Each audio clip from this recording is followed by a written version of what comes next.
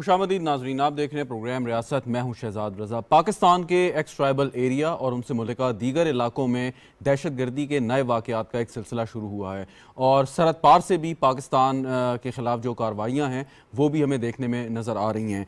इस पर जो निशाना है इस वक्त जो हम देख रहे हैं वो सिक्योरिटी एहलकार हैं। और इससे पहले एक ख़बर आई जिसमें पाकिस्तान तहरीक तालिबान पाकिस्तान ने जंग बंदी ख़त्म करने का ऐलान किया। इस वक्त TTP के जितने सरकर्दा रहनुमा हैं वो अफगानिस्तान में मौजूद हैं। अफगानिस्तान की हुकूमत कई दफ़ा दुनिया को, पाकिस्तान को ये बावर करा चुकी है कि उसकी सरजमीन किसी तौर पर भी किसी भी मुल्क के ख़िलाफ़ दहशत गर्दी में इस्तेमाल नहीं होगी, लेकिन पाकिस्तान के ख़िलाफ़ सरजमीन उनकी इस्तेमाल हो रही है। और अगर TTP ने जंग बंदी से पीछे हटने का ऐलान किया है तो ये सबूत है कि वो अफगानिस्तान में मौजूद हैं, वहाँ बैठ के वो प्लान करते हैं, एग्जीक्यूट करते हैं। और अगर हालिया वाक़यात पर नज़र डाली जाए, 16 नवंबर से एक सिलसिला शुरू हुआ। पहला वाक़या लकी वर्मत में हुआ जहाँ पर पुलिस वैन पर हमले में 6 पुलिस एहलकारों को शहीद कर दिया गया। इसके बाद 24 नवंबर को भी लकी मरवत में पुलिस चौकी पर फायरिंग हुई। 30 नवंबर को कोयटा में पोलियो टीम की सिक्योरिटी पर मामूर पुलिस पर खुदकुश हमला हुआ जिसमें 3 एहलकार शहीद और 23 जख्मी हुए। 2 दिसंबर को अफगानिस्तान में पाकिस्तान के कौंसल जनरल पर अटैक हुआ। खुशकिस्मती से कि हमारा अमला सफारत खाने का और सफारतकार महफूज रहे। और 3 दिसंबर को नौशहरा में पुलिस मोबाइल पर हमला हुआ जिसमें 3 एहलकार शहीद हुए। 6 दिसंबर यानी कि गुज़िश्ता रोज़ एक बड़ा ही अफसोसनाक वाक़या पेश आया बन्नू में, जहाँ पर FC एहलकार को उनके वालिद के समेत कत्ल कर दिया गया बड़े बेईमाना तरीके से और उनकी बीहेडिंग भी की गई। ये एक सिग्नेचर, एक स्टाइल है जो दहशतगर्द अक्सर माजी में इस्तेमाल करते थे और बेहुरमती करते थे लाशों की। तो ये सारा वाक़या और सारा सिलसिला ये क्या है और नई कमान के लिए ये कितना चैलेंजिंग है। Chief of army staff general Syed Asim Munir ने तीरक वैली का विजिट भी किया, फॉरवर्ड पोस्ट पे जवानों से मुलाकात की। वो किस किस्म की एक हिकमती अमली को लेके चलेंगे कि पाकिस्तान ने जो बेपनाह कुर्बानियों और एफर्ट के बाद दहशत गर्दी पर काबू पाया है वो कामयाबियां ज़ाया न हुई हों। वो कह भी चुके अपने बयान में। इस पर गुफ्तगू करते हैं। मुझे स्टूडियो में ज्वाइन करें डॉक्टर हुसैन साहब, किसी तारुफ के मोहताज नहीं है, बहुत शुक्रिया डॉक्टर साहब आपका। डॉक्टर इश्तियाक अहमद साहब हमारे साथ मौजूद हैं, मेंबर हैं प्लानिंग कमीशन ऑफ पाकिस्तान के, बहुत शुक्रिया। एहसानुल्लाह टीपू महसूद साहब हमारे साथ मौजूद हैं, जर्नलिस्ट हैं, एक्स ट्राइबल एरिया से ताल्लुक़ है, आपका भी बहुत शुक्रिया। डॉक्टर साहब आपसे आगाज़ करता हूँ, आपके ख्याल में ये जो वाक़यात हैं ये सिर्फ मैसेज है, सिग्नल है कि तालिबान चाहते हैं कि किसी तरह दोबारा से कोई बातचीत शुरू हो, या आप समझते हैं कि उन्होंने डिटर्मिन कर लिया है कि अब दोबारा पुरानी रविश पे आ जाएंगे? जी शुक्रिया बहुत बहुत। मैं इस बात से बिल्कुल एग्री नहीं करता कि ये उनकी तरफ से एक एफ़र्ट है कि दोबारा पाकिस्तान को गुफ्तगू की मेज़ पे लाया जाए। ये एक सोची समझी और वेल थॉट आउट स्ट्रेटजी का एक हिस्सा है जिसके तहत वो पाकिस्तानी रियासत और उसके जो सिक्योरिटी इंस्टीट्यूशंस हैं उनको अंडर प्रेशर लाना चाहते हैं और वो उनको मजबूर करना चाहते हैं कि उनकी वो डिमांड्स जो कि वो कई दफ़ा पहले जिनको पाकिस्तान के सामने पेश कर रहे हैं उनके ऊपर अमल दरामद करवाया जाए। लेकिन एक बात मैं ज़रूर कहूँगा कि पाकिस्तान की जो जितनी भी पुरानी एफ़र्ट है उसको रिविज़िट करने की बड़ी सख्त ज़रूरत है।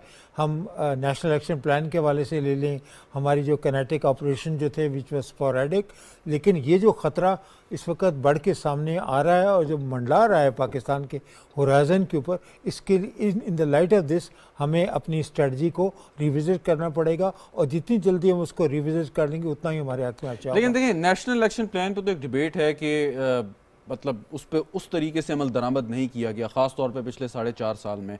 और उसके बाद अगर सूबाई हुकूमतें के और वफाक के माबैन किसी की भी किस्म की सियासी चपकलिश होगी तो फिर तो वो इस किस्म के सेंसिटिव इशूज़ पे तो कभी भी इत्तफ़ाक़ राय पैदा नहीं कर सकते। वो बात आपकी बिल्कुल सही है, लेकिन मैं सिर्फ अर्ज़ ये कर रहा था कि हमें जो पुराना जो पैराडाइम है जिसके तहत हम इंसर्जेंसी को डील करने की कोशिश कर रहे थे या रेमिनेंट्स ऑफ इंसर्जेंसी थे उनको हम डील करने की कोशिश कर रहे थे, वो पैराडाइम जो है वो मतरूक हो चुका है in the light of the recent events.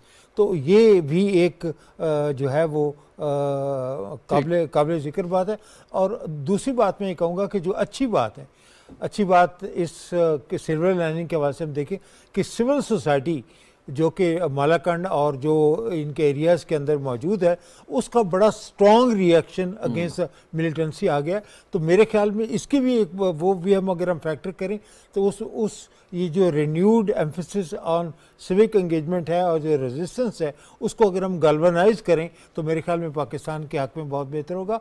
और मुझे ये कहने में कतई कोई एतराज़ नहीं है या तामुल नहीं है कि इस इंसर्जेंसी को हम जितनी जल्दी कंट्रोल में लाने की कोशिश करेंगे उतना ही पाकिस्तानी रियासत के हक़ में अच्छा होगा। क्योंकि अगर हमने इसको चलने दिया जिस तरीके से हम पिछले 4-5 साल से इसको चलने दे रहे हैं, तो वो फिर जो है वो पाकिस्तान के लिए एक बहुत ज़्यादा मोहलिक और ख़तरनाक सूरत हाल हो सकती है। डॉक्टर इश्तियाक अहमद साहब, बज़ाहिर लगता है कि जो ये दहशतगर्द हैं या तालिबान एलिमेंट्स हैं वो रियासत से बराबरी की सतह पर मुज़ाकरात करना चाहते हैं, और इससे पहले भी उनको आम माफ़ी भी देने की कोशिश की गई, उनको बहुत रियायतें भी दी गई, कहा हथियार डालो, लेकिन वो बज नहीं हुए। आप क्या समझते हैं, क्या वजह है इसकी? क्या वो अफ़गानिस्तान में तालिबान की कामयाबी से कोई बहुत ज़्यादा मुतासिर हैं, क्या आप समझते हैं? देखें जी, आप यानी आप चले जाएँ माजी के अंदर, ये वॉर ऑन टेरर का आउटकम था कि जब टीटीपी क्रिएट हुई, उसका एक डायनामिक्स थे उस वक्त। फिर इन्होंने ज़ोर पकड़ा ट्राइबल एरियाज़ के अंदर और बाकी इलाकों में, ख़ास तौर पे बलूचिस्तान और खैबर पख्तूनख्वा के जो बॉर्डरिंग इलाके थे जी। और हतमी जो हमें देखा जो ट्रेजिक कॉन्सिक्वेंस था, अपार्ट फ्राम मैनी अदर जिसमें 70-80 हज़ार लोग, यानी ख़ास तौर पे फ़ौज के लोग भी और पुलिस के भी, वो था अपना आर्मी पब्लिक स्कूल का इवेंट। वो मेरे ख्याल में टेररिज्म की हिस्ट्री में इससे ज़्यादा हौलनाक ट्रेजिडी आदम यानी सी के भी कहीं हुई हो। उसके बाद हमने एक नेशनल एक्शन प्लान बनाया 19 पॉइंट्स। उसके बाद ज़रब अज़्ब एंड देन रद्दुल फसाद, ये हमारे काउंटर इंसर्जेंसी और काउंटर वायलेंट एक्सट्रीमिज़म 2 हमने मिशन किए, सक्सेसफुल रहे, हर जगह से प्रेज आई। प्रॉब्लम ये आया अपना शहजाद कि उसमें जो बाकी सारे पॉइंट्स थे बियॉन्ड काउंटर इंसर्जेंसी या कॉम्बैटिंग टेररिज्म, काइनेटिक मेजर्स के आगे भी हमने चलना था ना, क्योंकि ये वायलेंट एक्सट्रीमिज़म या एक्सट्रीमिज़म इटसेल्फ, जब तक आप, ये रूट कॉज है बेसिकली, जब तक आप इसको टैकल नहीं करोगे ये इश्यूज आते जाएंगे आपके पास एक शक्ल में या दूसरी शक्ल में। डॉक्टर साहब ने नेशनल एक्शन प्लान का जिक्र किया। नेशनल एक्शन प्लान में तो बड़े वाज़े तौर पे था कि इंतहा पसंदी पर काबू पाने के लिए भरपूर इकदाम किए जाएंगे, लेकिन उस पर काम नहीं हुआ। अब ये जो खमियाजा भुगत रहे हैं हम, जो एब्सोल्युटली। और एक जो फंडामेंटल शिफ्ट आई है ना, और वो बड़ा अच्छा शगुन है, वो डॉक्टर साहब ने भी रेफरेंस दिया कि भाई हाँ, यहाँ हमारे यहाँ हमेशा कन्फ्यूजन रही है। इवन जो पढ़े लिखे लोग भी है, सम टाइम हम तो 90s में बता रहे थे कि भाई तालिबानाइजेशन बहुत डेंजरस चीज़ है, उस वक्त लोग हमारा ओपिनियन बाय नहीं करते थे। इवन पोस्ट 9/11 भी ये काफ़ी लीनियंसी रही है अलकायदा की तरफ भी और अपना तालिबान की तरफ। जब आपके घर में फिर वायलेंस आई तो फिर लोगों को पता चला कि क्या मसला था। तो अभी जो ट्रांजिशन आई है ना, वो बहुत खुशाइन है। वो ये है, वो आपको ट्राइबल एरियाज में भी, आपको मिंगो सिवात के अंदर भी आपको नजर आया कि टेंस ऑफ थाउजेंड पूरी पॉपुलेशन बाहर निकल आई, कोई किसी को एक्सेप्ट नहीं है। एक पॉइंट मैं करूंगा आपको, क्योंकि मैंने कुछ डिस्कशन 1-2 जगह पे की, जाके पता चला कि शरिया की डिमांड पहले थी इनकी, टीटीपी की। अब ये बड़े प्रैग्मेटिक इनके डिमांड्स हैं। वो क्या कह रहे हैं कि जी ट्राइबल एरियाज को जो आपने जम किया है खैबर पख्तूनख्वा में, वो आप वापस करें। वे क्यों करें? इसलिए करें बिकॉज वो डरते हैं कि वो ट्राइबल एरियाज में आएंगे, उनको जूते पड़ेंगे, उनको वो डिपेंडेंस नहीं बनेगी। वो अपना एक प्रैग्मेटिक इंटरेस्ट है, वो सीख कर रहे हैं। एहसानुल्लाह साहब, ये डॉक्टर साहब ने जो बात की आपका ताल्लुक उस इलाके से है। अब बज़ाहिर उनकी प्रैग्मेटिक अप्रोच है। माजी में तो वो मॉरल पुलिस के तौर पे भी अपने आप को पेश करते थे और बहुत ज़्यादा कि शरीयत को नाफिज किया जाएगा।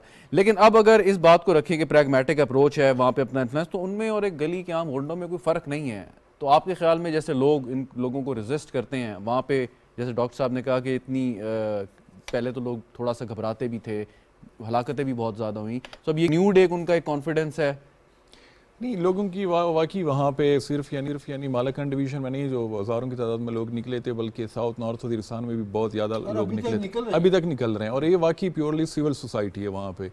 लेकिन जब तक उन लोगों को, और ये नहीं कि ये लोग अब हथियार लेके इनके खिलाफ लड़ना शुरू कर देंगे। ऑलरेडी वहाँ पे हम वो जो आर्म्ड मिलिशिया इनके खिलाफ बना चुके थे, तो उन बेचारों का बहुत बुरा हाल। स्टेट ने भी उसको अबैंडन किया यानी पूरे जो जरगे थे 40 मशरान, वो एक एक हमले में टीटीपी ने उन लोगों को मारा, लेकिन स्टेट की तरफ से कोई सपोर्ट नहीं, बल्कि कुछ लोगों को फिर बाद में स्टेट ने ख़ुद भी जेलों में डाल दिया, उनकी जो कुछ फाइनेंशियल चीज़ें थी वो भी उन्होंने वापस की। और सबसे जो ख़तरनाक बात है इस दफ़ा कि इस दफ़ा जो अवाम है न वो टीटीपी के साथ है कबायली इलाके में, ये बहुत सख्त बात मैं करने जा रहा हूँ, और न रियासत के साथ है। वो रियासत पे भी बिल्कुल ट्रस्ट नहीं कर रहे। वो कह रहे हैं कि यही यानी 20 साल से हम ये देख रहे हैं कि टीटीपी कभी आप लोग कहते हैं कि ख़त्म हो गई है और फिर वापस आ जाती है, फिर वो रीयूनिफाइड हो के हमले शुरू कर देते हैं, और वहाँ पे वो चाहते हैं कि हमें खुद भी यहाँ पे रहने दिया जाए। वो अपनी सर्वाइवल की एक जंग लड़ रहे हैं। एक सवाल ये है कि अब जब ये फैसला हुआ कि फाटा को खैबर पख्तूनख्वा में ज़म किया जाएगा, अब वो ज़म हो गया, वहाँ की जिम्मेदारी है कि सूबाई हुकूमत की या वफाकी हुकूमत की, वो किस तरीके से लोगों को फैसिलिटेट करते हैं। तो ज़म होने से वहाँ की मकामी इंतज़ामिया ने या सूबाई इंतज़ामिया ने कोई फ़ायदा नहीं उठाया। जम का जो पूरा प्रोसेस था ये वो इतनी जल्दी में हुआ। यहाँ पे PMLN की गवर्नमेंट यानी आखिरी दिनों में वो जा रही थी, उन्होंने एक यानी प्रेशर आया वहाँ पे, मकामी जो लोग थे या पॉलिटिकल पार्टीज़, खासकर जो खैबर पख्तूनख्वा की नेशनलिस्ट पार्टीज़ थी, उनकी तरफ से भी, इस्टेब्लिशमेंट की तरफ से भी कि ये मर्जर का जो प्रोसेस है वो इसी गवर्नमेंट में कंप्लीट करते हैं। लेकिन वहाँ पर जो एक स्टेबिलिटी का पीरियड था, क्योंकि ऑपरेशन ज़रब हो चुका था, उसके बाद ये थोड़ा सा मौका मिलना चाहिए था ताकि चीज़ें स्टेबलाइज हो ग्राउंड पर। लेकिन एक बात है, मैं थोड़ा सा माजरत के साथ कि अगर आप वहाँ के अवाम की ऐसी बात कर रहे हैं, डॉक्टर साहब आप भी इस पर इज़हार ख्याल कीजिएगा कि कोई एक वाक़या मुझे ऐसा बताएं कि किसी दहशतगर्द ने किसी आम शख्स को, वहाँ के रहने वाले को बचाया हो किसी दहशतगर्दी से या किसी वायलेंस से या किसी ज़्यादती से। ये तो सिक्योरिटी फोर्सेज हैं हमारी के जो वहाँ पे फ्रंट लाइन पे होती हैं, महफूज रखने की कोशिश करती हैं, नतीजतन शहादतें भी होती हैं। नहीं एग्जैक्टली, फिर ये क्यों सोच है ये वहाँ पे? तो अभी भी वहाँ पे इतने हमले हो रहे हैं सिक्योरिटी फोर्सेस पे कि यानी जो सदर्न KP है जहाँ पे 6-7 डिस्ट्रिक्ट्स हैं, तो वहाँ पे डेली उनके खिलाफ हमले हो रहे हैं, और फ्रंट लाइन पे भी पुलिस है, हमारी सिक्योरिटी फोर्सेस हैं। आज भी DI खान में एक हमला हुआ है, और जिस तरह आपने कल FC वाली बात की, पुलिस वाले बेचारे तो बिल्कुल फ्रंट लाइन पे है, तो हमले भी हो रहे हैं। लेकिन वहाँ पे भी कन्फ्यूजन है, ग्राउंड पे कन्फ्यूजन है, चाहे वो सूबाई गवर्नमेंट हो, चाहे वहाँ पे जो ग्राउंड फोर्सेस की डिप्लॉयमेंट हो, कि हमें इनके साथ मुज़ाकरात करना है या इनके खिलाफ लड़ना है। तो जब तक यहाँ से इस्लामाबाद से कोई पॉलिसी गाइडलाइंस वो नहीं होंगी अडॉप्ट, तब तक मेरे ख्याल में हमारे सिक्योरिटी फोर्सेस के जो हैं जवान, उनको भी ख़तरा होगा ग्राउंड पे। मकामी जो लोग हैं उनके जहन में भी शक व शुबात होंगे कि रियासत क्या करने जा रही है। ठीक यानी एक तरफ हमने डायरेक्टली जाके नॉन स्टेट एक्टर्स के साथ हाईएस्ट लेवल पे हमने उनको एंगेज करने की कोशिश की, हालांकि वो चाहिए ये था कि वहाँ पे अब बाकायदा हुकूमत आई है, तालिबान की गवर्नमेंट टू गवर्नमेंट बात होती है, लेकिन हमने यहाँ से जाके और हाईएस्ट लेवल पे वो आपको भी है इंफॉर्मेशन कि काबुल में जाके हम TTP के सरबराह से मिल रहे हैं, और सिर्फ एक डेलीगेशन नहीं मल्टीपल डेलीगेशंस गए। तो आपने उसको एक तरह से लेजिटिमाइज़ किया कि हाँ आप एग्जिस्ट करते हो, आप वो यानी बजाय ये कि आप अफगान गवर्नमेंट के साथ वो डिस्कस करते हैं। डॉक्टर साहब ये एकदम से जो सारा सिलसिला शुरू हुआ है कि जब पाकिस्तान में एक ट्रांजिशन स्टार्ट हो गई थी, तो हमने देखा कि इस किस्म के वाक़यात शुरू हुए। तो क्या ये इतने दूरअंदेश हैं हमारे दुश्मन, ख़ास तौर पे तालिबान, कि हम तो समझते हैं कि वो सिर्फ हथियारों से लड़ना जानते हैं, कि इतनी ज़बरदस्त प्लानिंग कर सकते हैं कि ऐसे मौके पे रियासती इदारों को दबाव में लाया जाए? नहीं शहजाद, मेरा ख्याल है कि उनकी दूरअंदेशी या उनकी जो सोच है उसके बारे में तो हम कुछ नहीं कह सकते, लेकिन हमारे यहाँ भी प्रोविंशियल लेवल के ऊपर जो इस वक्त हुकूमत है, PTI की हुकूमत जो है, उनके अंदर भी काफ़ी सारी एम्बिग्यूटी है how to deal with this challenge. तो जब ये एम्बिग्यूटी, जब तक ये दूर नहीं होगी तो लोग भी आपको ट्रस्ट नहीं करेंगे, और फिर जो आपने हथियार उठाने हैं उसके बारे में भी एक चीज़ इसमें ज़रा बताइएगा कि आज से 8 माह पहले तो PTI की गवर्नमेंट सेंटर में भी थी और स्वात में वाक़यात शुरू हो चुके थे। उस वक्त भी हम यही सोचते थे या पूछते थे कि क्या एम्बिग्विटी है प्रोविंशियल गवर्नमेंट के। अक्सर लोग ये कहते थे जी हमें तो पता ही नहीं क्या हो रहा है, हालांकि वफाक में भी आप हुकूमत में थे, तो फिर किस चीज़ की? नहीं, देखिए जो पॉलिसी है ना खैबर पख्तूनख्वा के हवाले से, वो जो हुकूमत है वहाँ पे PTI की हुकूमत है, मैं PTI का नाम इस वजह से ले रहा हूँ क्योंकि हुकूमत उनकी है, तो वो पिछले 5-6 साल से वो इस कोशिश में मसरूफ़ हैं, ख़ास तौर पे जब से अमेरिका की फ़ौजों का इनखला हुआ है उसके बाद से वो ये कोई ना कोई जस्टिफिकेशन या कोई ना कोई बहाना पेश करते रहे हैं कि TTP को वापस आने की इजाज़त देनी चाहिए। तो जब आपने इजाज़त दी तो वो फिर वही लोग वापस आए ना। तो इसका मतलब ये हुआ कि आपकी एक policy of appeasement toward the TTP थी जिसका उन्होंने भरपूर फ़ायदा उठाया, और उसके वाले से उन्होंने देखा कि ये जो ट्रांजिशन हो रही है इस वक्त, ख़ास तौर पे जो मुल्क की जो अस्करी क़यादत है इसके अंदर जो तब्दीली आ रही है, दे थॉट कि it's a point of vulnerability for the Pakistani forces, so let's exert pressure, more pressure on them. और दूसरा जो एक उसी के हवाले से एक जो हिकमत अमली का एक हिस्सा था कि हमने, जैसे कि मेरे दोस्त कह रहे हैं कि हमने हुकूमत जो तालिबान की हुकूमत है उसके साथ उस लेवल के ऊपर एंगेज नहीं किया, we were willing to give them the benefit of doubt. और ये जो कंट्राडिक्शंस हैं, इन कंट्राडिक्शन के नतीजे में हमारी पॉलिसी जो है वो एक ख़ास तौर पे वो पॉलिसी जो है वो शिकार हुई उन ख़तरात का जिनका हम अब आजकल ख़मियाज़ा भुगत रहे हैं। डॉक्टर साहब, डॉक्टर इश्तियाक साहब, क्या ये अपीजमेंट क्यों की पॉलिसी हमने रखी कि तालिबान को, उनकी मतलब वो हमारे लिए कोई यूटिलिटी तो नहीं है, एक लाइबिलिटी ही है, तो फिर उनको अपीज करने से क्या मिला हमें? देखिए, अगर किया तो जैसे डॉक्टर ये मेरे ख्याल में पुरानी बात है, हम ट्रांजिशन के बाद की बात कर लें। Army chief general Asim Munir एक दिन वो गए हैं कश्मीर के माज पे, उधर बड़ा रेजोल्यूट मैसेज कि किसी ने कोई मैली आंख से पाकिस्तान को देखा तो हमारा रिस्पांस उसी तरह बेफिटिंग रिस्पांस होगा। उसके बाद ये फिर अपने यानी हमारे अफगान बॉर्डर के पास जो क्रूशल, आपने लकी मरबत गए जी, और वहाँ पे उन्होंने तीरा वैली पे गए, उन्होंने एक अगेन दूसरी तरफ जो हमारा एक बुनियादी एक चैलेंज है सिक्योरिटी, उस पे उन्होंने यानी एब्सोल्यूट क्लैरिटी के साथ कह दिया कि ज़ीरो टॉलरेंस होगी टेररिस्ट एक्टिविटीज़ की। तो हमारी इस वक्त मिलिट्री की आदत जो है, इट इज़ एब्सोल्युटली क्लियर दोनों महाज के ऊपर, चाहे भारत के साथ है या अफगानिस्तान से जो मसला हमें दरपेश। तो फिर वो कंफ्यूजन क्यों है जिसकी तरफ एहसान सर? ये कंफ्यूजन देखें ना, कंफ्यूजन एक तो सदर अलवी साहब ने पिछले साल एक जनरल एमनेस्टी डिक्लेयर करके सारा फसाद क्रिएट किया है। सीधी सी बात, मैं आई बी वेरी ब्लंट, आप ऐसे एनिमी जिसने आपके 200-250 बच्चों को दिन दिहाड़े मारा, उससे निगोशिएट नहीं करते। आपका पूरा अगर सबक आप सीखें, 70, 80, 90 की दिहाई में सेक्टेरियन वायलेंस थी यहाँ पे, फिर 20-25 साल से एब्सोल्युटली हाइपर टेररिज्म में ट्रांसफॉर्म हुई। यू नो, कभी एक एंटिटी है, कभी दूसरी एंटिटी है। टीटीपी तो क्लियर है ना, मुल्क दुश्मन है। बिल्कुल। अब मैं आपसे ये सवाल पूछता हूँ शहजाद कि why all of a sudden एकदम से जैसी ट्रांजिशन होती है, नेक्स्ट डे वो बोलते हैं कि जी सीज फायर इज ओवर।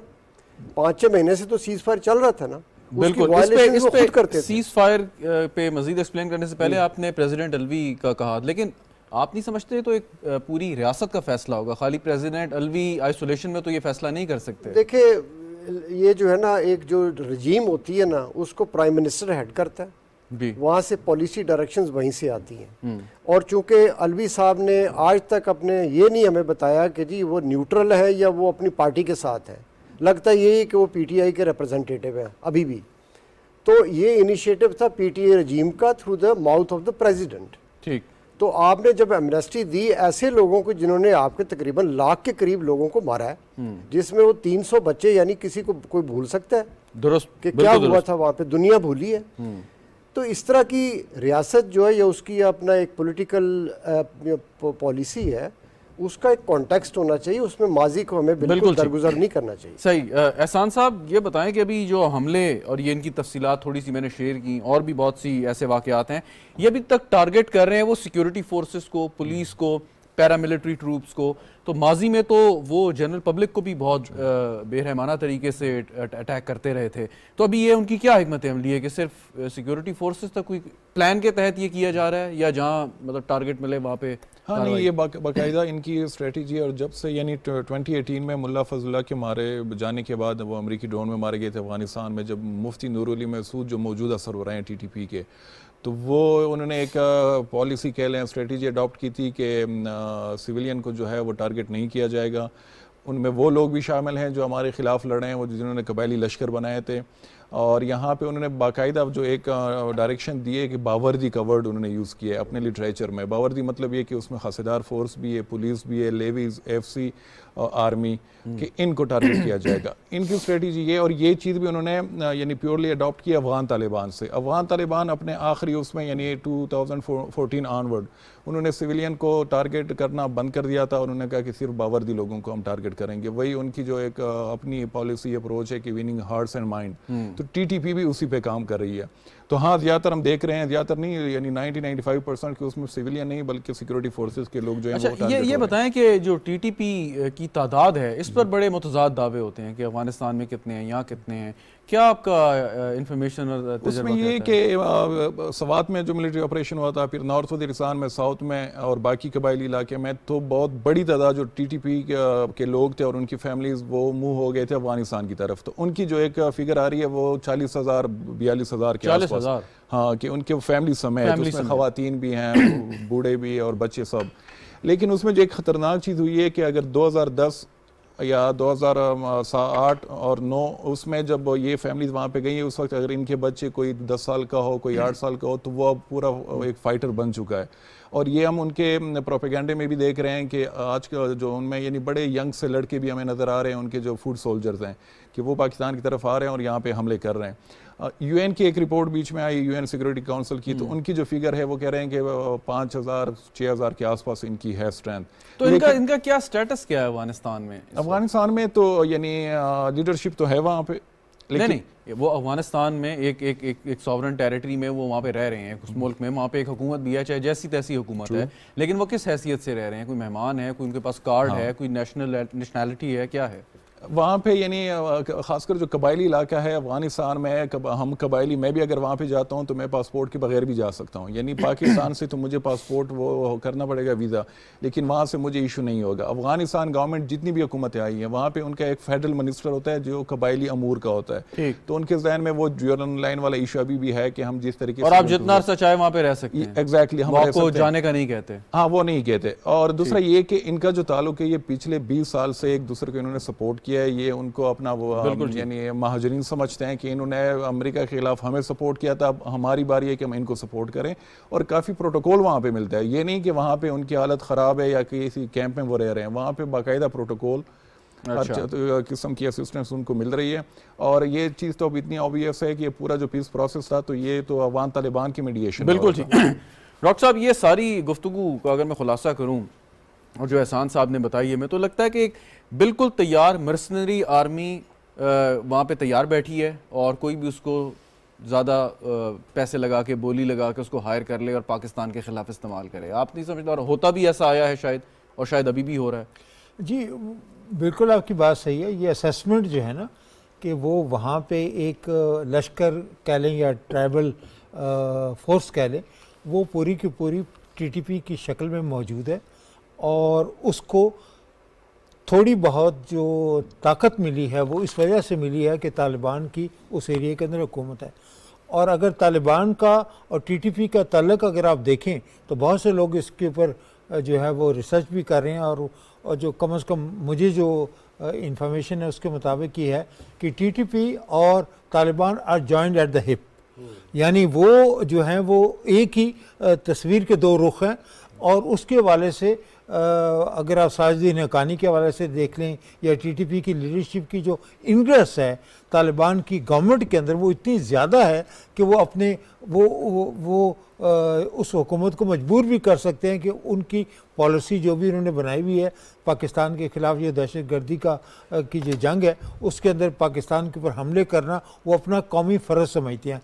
और अनफॉर्चुनेटली मुझे ये कहना पड़ता है कि इसके अंदर तालिबान की हुकूमत भी उसी हद तक शरीक है जिस तक कि उसको नहीं होना चाहिए। वो कहते तो हैं वर्बली कि हमारे दौर के अंदर पाकिस्तान के ख़िलाफ़ जो हमारी जो टेरिटरी है या जो हमारी सरजमीन है वो इस्तेमाल नहीं होगी, लेकिन जो इफ़ेक्ट है, नेट इफ़ेक्ट इस नेक्सस का ही है कि वो तालिबान की हुकूमत is willing to tolerate their terrorist activity specially when it's directed against Pakistan. अब देखिए ना, ये जो अच्छा, अब इसके अंदर एक और एलिमेंट भी है, वो है जो जिसको हम कि कहते हैं कि इस्लामिक स्टेट ऑफ खुरासान जो है उसका भी एक एलिमेंट है। वो भी एलिमेंट जो है वो जब इस किस्म की एक्टिविटी होती है पाकिस्तान के ख़िलाफ़ तो उसके अंदर भी वो बढ़ चढ़ के हिस्सा लेते हैं। तो हर वक्त ज़रूरी नहीं है कि हर मौके के ऊपर टीटीपी ही उस अपनी ज़िम्मेदारी को कबूल करे, लेकिन जो रिसेंट वाक़यात हैं उसकी रोशनी में TTP has emerged as the sole owner of most of these attacks that are taking place in Pakistan. तो मेरे ख्याल के अंदर इन्हीं हालात के पेश नज़र मैं ये कह रहा था पहले भी, मैं बात को रिपीट करूँगा कि हमारी हुकूमत को एक you have to reconsider our approach towards the insurgent activity और उसके वाले से हमें जो है वो उसी के वाले से हमें अपनी हिकमत अमली को तरतीब देना चाहिए। डॉक्टर इश्तियाक साहब, एक ब्रेक के बाद मैं आपकी जानिब आता हूँ। नाजरीन, एक वक्फा लेते हैं, वक्फे के बाद गुफ्तगू जारी रहेगी।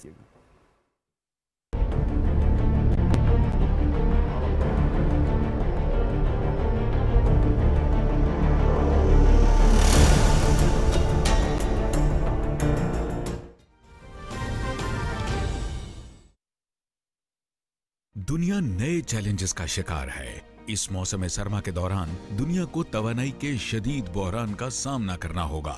पूरी दुनिया में गैस की कीमत कई गुना बढ़ चुकी है। मुकामी गैस ज़खायर तेजी से कम हो रहे हैं। सर्दियों में पाकिस्तान में भी लोड मैनेजमेंट का सामना करना पड़ सकता है। ताहम हुकूमत पाकिस्तान की जानिब से खाना पकाने के औकात में गैस की फराहमी यकीनी बनाई जाएगी। गैस फराहमी के औकात सुबह 6 बजे था 9 बजे, दोपहर 12 था 2 बजे, शाम 6 बजे था रात 9 बजे।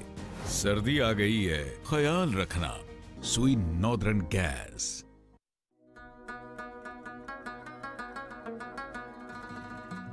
जो बिजली का बिल है किसान वो नहीं देगा, वो सोलर की जो किस्त है वो अदा करेगा, और उसके बावजूद हुकूमत पाकिस्तान जो कर्जा है उसकी पूरी उसकी जो इंटरेस्ट कॉस्ट है वो हम भरेंगे इंशाल्लाह।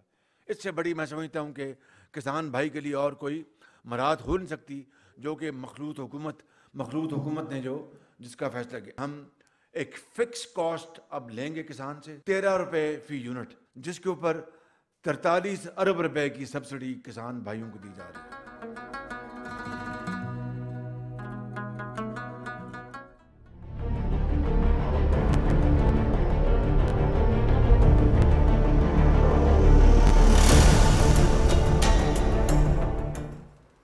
प्रोग्राम में एक बार फिर खुशामदीद नाजरीन। बात हो रही है पाकिस्तान के साबका कबायली इलाका जात में दहशत गर्दी के वाक़यात। डॉक्टर रिफत हुसैन साहब, डॉक्टर इश्तियाक अहमद साहब और एहसानुल्लाह महसूद साहब साथ मौजूद हैं। डॉक्टर इश्तियाक साहब, ये अभी जो बात कर रहे थे रीविज़िट करना है, चेंज करना है अपनी हम पॉलिसी को, तो अभी हम ऐसा क्या नहीं कर रहे कि जो हम करें?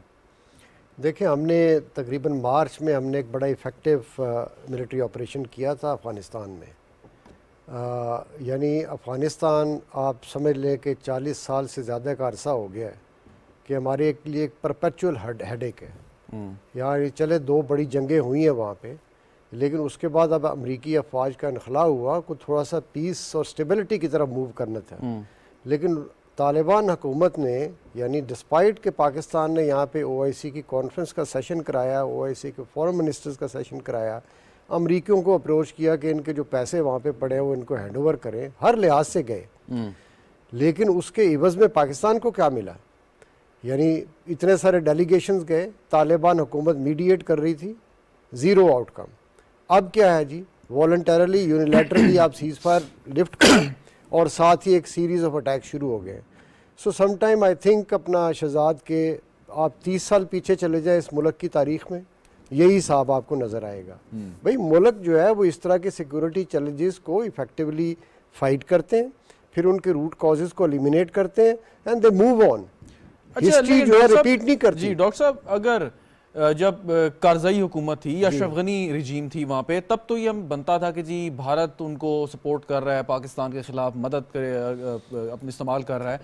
अब तो तालिबान की रिजीम है जो कि मतलब अपने आप को सच्चा मुसलमान भी कहते हैं, पाकिस्तान के साथ दरीना ताल्लुकात का भी जिक्र करते हैं, तो फिर तो ये टेंशन नहीं होनी चाहिए थी कि रॉ या मूसाद जो है ये TTP को पाकिस्तान के ख़िलाफ़ इस्तेमाल कर पाएगी।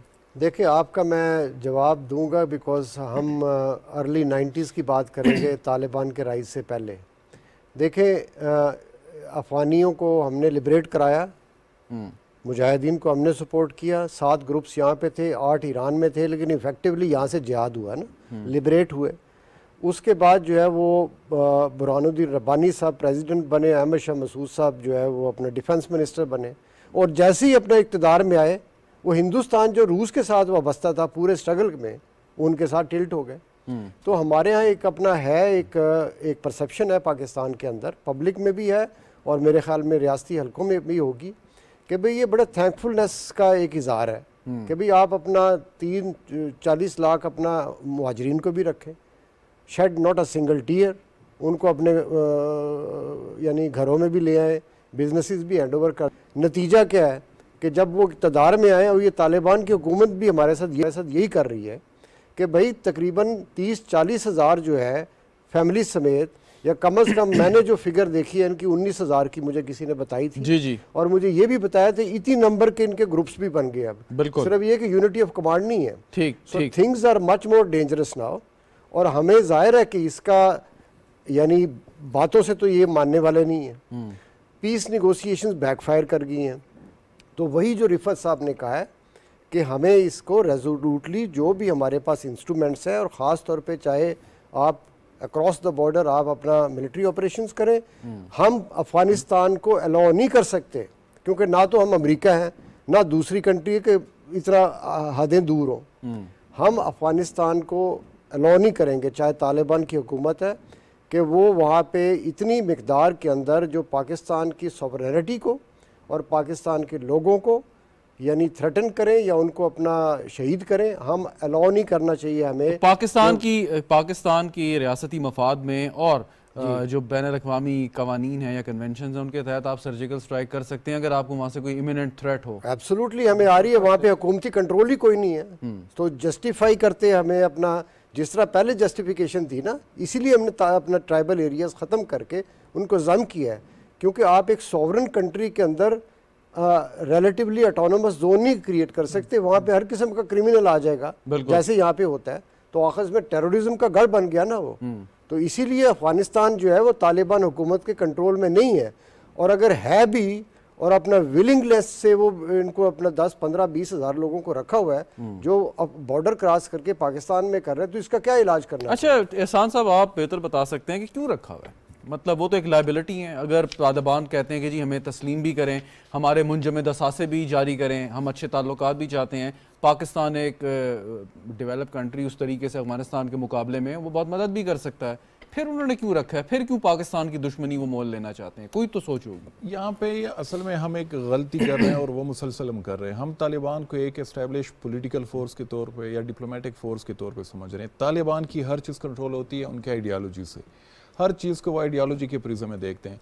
अभी भी यानी वह ये जो मुल्ला मुत्तकी को, जो उनका फॉरेन मिनिस्टर है आमिर खान मुत्तकी को, उनको देखते हैं, या बाकी जो उनके टीवी पे आते हैं और अच्छी अच्छी तकरीरें करते हैं और बाहर भी जाते हैं डेलीगेशन की सूरत में, तो वो उनके सिर्फ मीडिया फेसेस हैं। असल जो मामलात कंट्रोल हो रहे हैं तो वो उनके जो सुप्रीम कमांडर है उनकी तरफ से एक लेटर आएगा कि गर्ल्स एजुकेशन पे पाबंदी, तो मजाल नहीं है कि तालिबान में कोई भी सिराजुद्दीन हक्कानी, मुल्ला याकूब कोई उठ के उसको चैलेंज कर सके। फिर उनकी तरफ से एक और फतवा आएगा कि हम अब हदूद और किसास का जो शरई सज़ाओं के कवानीन है हम वो लागू करेंगे, कोई उसको चैलेंज नहीं कर सकता। आज भी यानी पब्लिकली एक बंदे को कसास के उसमें उसने किसी को कत्ल किया था तो उनको पब्लिकली यानी उसको कत्ल किया गया। परसों भी काबुल सिटी में 16 के करीब लोगों जिसमें 6 ख़वातीन थी उसमें यानी उनको भी सज़ाएँ मिली हदूद के, उसमें कोड़े वगैरह बरसाए गए। तो वहाँ पे चीज़ें उस एंगल से देखी जा रही हैं। ये जो आपने टीटीपी की बात की, तो सिर्फ टीटीपी नहीं, वहाँ पे अलकायदा की भी प्रेजेंस है, और उसकी सबसे बड़ी मिसाल अहमद ज़वाहिरी पे जो हमला हुआ है उसको क्यों नहीं निकाल पा रहे? वो इस वजह से कि नहीं ये हमारे नज़रियाती भाई हैं, ये हमारे साथ लड़ चुके हैं, ये हम यानी वो मुस्लिम उम्मा के कॉन्सेप्ट को वो आगे प्रोजेक्ट कर रहे हैं। उसमें ये नहीं कि नेशनलिटी हो, चाहे अरब हो, चाहे अफ्रीकन हो, चाहे पाकिस्तानी हो, तो उनका जहन ये। और दूसरा ये कि टीटीपी जो है और अफगान तालिबान पिछले 20 साल में, मैं तो खुद उसी इलाके से हूँ, मैंने वहाँ पे सिराजुद्दीन हक्कानी को बैतुल्लाह मसूद के साथ उनके जलसों में देखा है, उनकी यानी उनकी वो होती थी आपस में अटैचमेंट। वहाँ पे जो मुल्ला संगीन ज़दरान बहुत सीनियर मिलिट्री कमांडर हुआ करते थे हक्कानी नेटवर्क के, उनको मैंने जलसों में देखा है। वहाँ पे अफगान तालिबान की डेलीगेशंस आते थे टीटीपी से मिलने के लिए। अफगान तालिबान अफगानिस्तान में जो पहला खुदकुश हमला किया था वो भी हमारे ट्राइब में सूद का एक लड़का था और कारी हुसैन ने उसको ट्रेन किया था, उन्होंने किया था। सबसे ज़्यादा हमले जो शुरू में हुए थे तो वो वज़ीरिस्तान के सुसाइड बम्बर्स ने किए वहाँ पे। जब भी उनको ज़रूरत होती थी कि हमें मैन पावर चाहिए, हमें ये सपोर्ट चाहिए, तो ये टीटीपी के लोग जाके वहाँ पे लड़ते थे। यहाँ पे हमने एक और बड़ी गलती ये की कि पिछले 20 साल में एक नैरेटिव हमने बिल्ड करने की कोशिश की, जो कि मेरे ख्याल में अब वो चीज़ें कोलैप्स हो चुकी है कि इनको फ़लाँ हॉस्टाइल एजेंसी सपोर्ट वो कर रही है, फ़लाँ कर रही है। हाँ, इंडिविजुअल लेवल पे सपोर्ट मिली होगी, लेकिन ऑर्गेनाइजेशनल लेवल पे जो सपोर्ट मिली है वो सिर्फ अफगान तालिबान की तरफ से मिली है, टीटीपी को, अलकायदा की तरफ से मिली है, IMU की तरफ से, चाहे फाइनेंशियली हो, चाहे इनके आपस में जो मामला थे इन फाइटिंग वगैरह, तो अफगान तालिबान आके उनके डिस्प्यूट रिजॉल्व करवाते थे। तो इन सब मामलात की वजह से अफगान तालिबान जो हैं वो उनको पराया नहीं समझते। तो वो अपने अखराजात वगैरह इस सारे लॉजिस्टिक और एक जंग लड़ रहे हैं, वो कहाँ से पूरे करते हैं? 15 अगस्त से पहले जब तालिबान का टेक ओवर नहीं हुआ था तो अफगानिस्तान में यानी टीटीपी की, मेरी अपनी इन्फॉर्मेशन, फाइनेंशियली उनकी सिचुएशन बहुत ख़राब थी। लेकिन 15 अगस्त के बाद उनको हज़ारों की तादाद में जो टीटीपी के लोग थे, सैकड़ों की तादाद में, वो रिहा हुए, उनको पैसा भी मिला, उनको गाड़ियाँ भी मिली, उनको नया हौसला भी मिला। अफगानिस्तान से यानी टीटीपी के जो स्नाइपर हैं वो thermal night vision sniper gun use करते हैं। अब अफगानिस्तान में बैठ के वो हमारे जो चेक पोस्ट बने हैं बाउंड्री पे, तो उसको वहाँ से वो टारगेट करते हैं और उनकी वीडियोज़ आई है, ये नहीं कि ये कोई सीक्रेट चीज़ है। तो मेरे और फिर उसके बाद जो पीस प्रोसेस में हकानी के नेटवर्क के जो सरबराह हैं, इंटीरियर मिनिस्टर भी हैं सराजुद्दीन हकानी, इन्होंने आगे बढ़ के कहा कि हम इसको वो करेंगे, मीडिएट करेंगे और हम सपोर्ट करेंगे इस पीस प्रोसेस को। लेकिन वहाँ पे भी हमसे गलती ये हुई, मेरी जो इतलात हैं कि पाकिस्तानी गवर्नमेंट ने हमारे जरगा सिस्टम में वाक कहते हैं। वाक मतलब ये कि आप किसी को अपना हक देते हैं कि आप मेरे बिहाफ पे फैसला कर सकते हो। तो इतना बड़ा रिस्क लेना कि हकानियों को ये हक देना कि हाँ आप टीटीपी के साथ हमारे बिहाफ पे आप वो कर सकते हो, फैसला कर सकते हो, तो ये फैसला यानी उसमें कौन कौन सी चीज़ें उसमें हो सकता है, फाटा मर्जर का रिवर्सल भी हो। ठीक, बिल्कुल ठीक। डॉक्टर इश्तियाक साहब, फाइनली ये फरमाएं कि जैसे बात कर रहे हैं वो उनके साथ हैं, बड़े मजबूती के साथ रहे हैं, लड़े हैं, तो जैसे मर्सनरी आर्मी का एक लफ्ज़ डॉक्टर साहब ने शायद इस्तेमाल किया था, तो ये तो मतलब किसी भी मुल्क की या किसी भी एजेंसी की पाकिस्तान से प्रॉक्सी वॉर है तो उनके लिए तो एक बनी बनाई प्रोडक्ट मौजूद है वहाँ पे।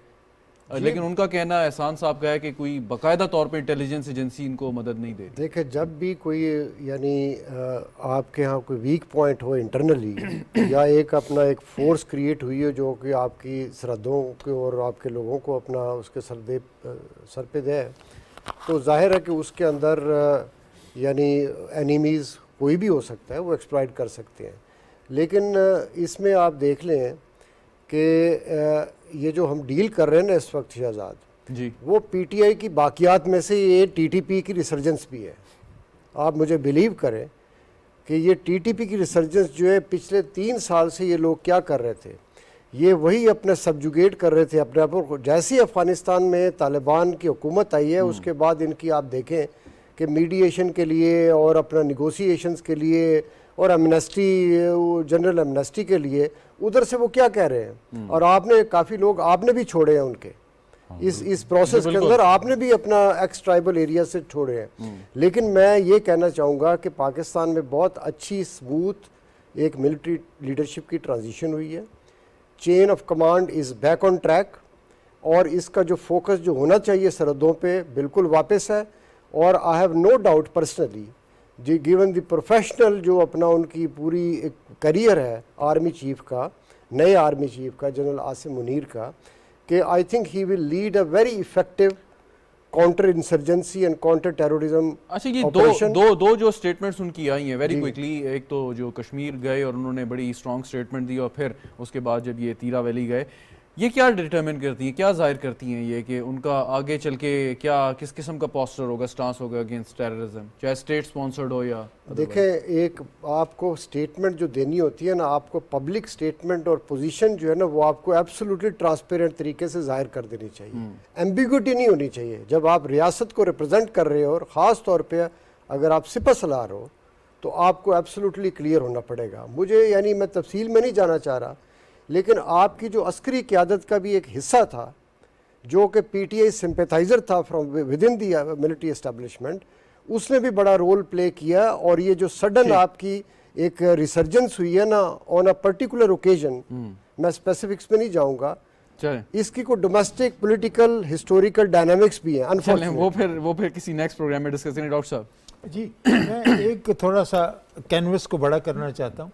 देखें, रीजनल फोर्सेस जो हैं जिनके अंदर इंडिया के साथ हमारी मुखासमत भी है सारी, और इंडिया के ऊपर हमारी तरफ से इल्ज़ाम भी है, इल्ज़ाम नहीं है बल्कि एक हकीकत भी है कि India is taking advantage of the situation and they are supporting the TTP.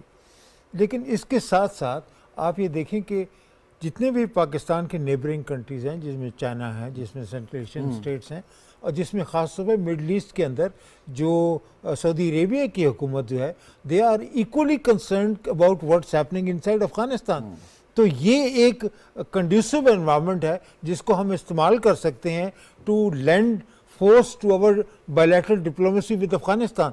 और हमारी जो एक स्ट्रेटजी है वो उसको आइसोलेशन में नहीं देखना चाहिए, तो उसको हमें इन फोर्सेस को भी हार्नेस करना चाहिए, और उसको and Pakistan should very clearly lay down its card on the table कि अगर आप ये क्रॉस बॉर्डर अटैक हमारे ऊपर करेंगे, हमारी फौज के ऊपर अटैक करेंगे, हमारी सिक्योरिटी फोर्स के ऊपर अटैक करेंगे, तो वो फिर जो हमसे किसी खैर की उम्मीद आप ना रखिए। अब जो मौजूदा हालात हैं और जो ट्रांजिशन है, इसके बाद टीटीपी के बारे में हमारी क्या रियासती हिकमत अमली या पॉलिसी होनी चाहिए? रियासती हिकमत अमली के दो पहलू हैं जो कि मैं बड़ी क्विकली कहना चाहूँगा। एक तो ये है कि no negotiations and negotiations only on the conditions which are acceptable to Pakistan. ठीक है, अगर आप आर्म्स अगर आप छोड़ना चाहते हैं या हथियार करना चाहते हैं, no unilateral concessions like the amnesty जो हमने उनको दी हुई है। और दूसरी बात यह है कि अगर आप उन टर्म्स के ऊपर हमारे साथ सरेंडर नहीं करेंगे, आप नेगोशिएट नहीं करेंगे, देन यू विल हैव